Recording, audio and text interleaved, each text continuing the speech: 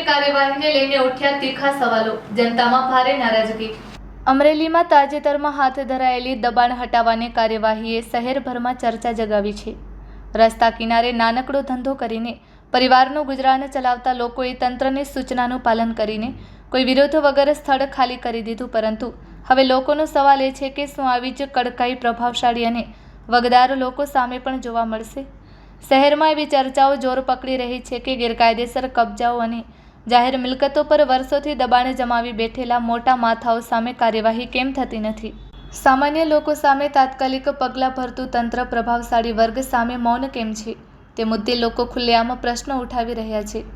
સ્થાનિકોમાં એવી લાગણી પ્રબળ બની રહી છે કે જો કાયદો ખરેખર બધાને માટે સમાન હોય તો કાર્યવાહી પણ કોઈ ભેદભાવ વિના થવી જોઈએ।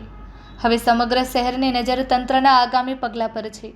જો પ્રભાવશાળી લોકો સામે પણ સમાન કડક કાર્યવાહી થશે તો જ કાયદાની નિષ્પક્ષતા પર વિશ્વાસ મજબૂત બનશે, અન્યથા એકતરફી અભિયાનના આક્ષેપો વધુ તેજ બનવાની શક્યતા નકારી શકાય તેમ નથી।